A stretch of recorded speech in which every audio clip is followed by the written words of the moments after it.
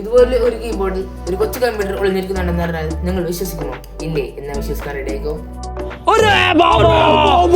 Raspberry pi 500 8GB റാമും 128GB സ്റ്റോറേജും ഉള്ള ഈ കൊച്ചു കമ്പ്യൂട്ടർ ഒരു പേഴ്സണൽ കമ്പ്യൂട്ടറായിട്ട് ഓഫീസ് അങ്ങനെയുള്ള ചെറിയ ചെറിയ ആവശ്യങ്ങൾക്ക് മാത്രമേ ഉപയോഗിക്കാൻ കഴിയൂ. കാരണം ഇത് ക്വാഡ് കോർ പ്രൊസസർ കൊണ്ടാണ് ഇത് വരുന്നത്. കൂടാതെ USB 3.0, 2 USB 3.0, ഒരു USB 2.0, micro H D ports 2 ഇതിലുള്ളതാണ്. 5V DC ആണ് ഇത് പ്രവർത്തിക്കുന്നത്. മൈക്രോ SD ഇട്ടിട്ടാണ് പ്രവർത്തിക്കുന്നത്. ഗെയിം കളിക്കാൻ ആരും ഇതിനകത്ത് സ്വപ്നത്തിൽ പോലും വിചാരിക്കരുത്. അവർക്കുള്ളതല്ല ഈ PC. ഇതൊരു PC എന്ന് പറയാം.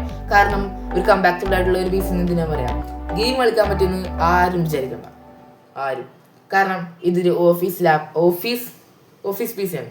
അങ്ങനെ പറയാം. ചെറിയ ചെറിയ ആവശ്യങ്ങൾ, വളരെ യൂട്യൂബ് ഓപ്പൺ ചെയ്യാം, ഒരു പവർ പോയിന്റ് ഓപ്പൺ ചെയ്ത് കുറച്ച് സ്ലൈഡ് ക്രിയേറ്റ് ചെയ്യാം, ഇങ്ങനെയുള്ള വളരെ മൈന്യൂട്ട് ആയിട്ടുള്ള ചെറിയ ചെറിയ ഒരു സാധാരണ കമ്പ്യൂട്ടർ ഒരു ലോ പവർ കമ്പ്യൂട്ടറുകൾ കൊണ്ട് സാധിക്കാൻ പറ്റുന്ന ആവശ്യങ്ങൾ മാത്രമേ ഇതിനും പറ്റുകയുള്ളൂ.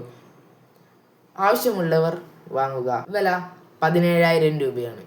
ചാത്തനൊന്നും പോയി വാങ്ങിക്കളയരുത്. 17,000 രൂപയാണ് ഇതിൻ്റെ ഒറിജിനൽ വില.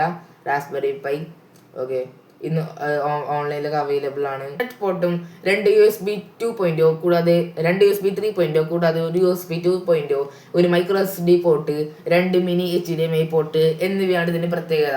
അത്യാവശ്യം കുഴപ്പമില്ലാത്ത ക്വാളിറ്റി ഉള്ള കീബോർഡാണ് ഇതിൻ്റെ മുകളിൽ കൊടുത്തിരിക്കുന്നത്.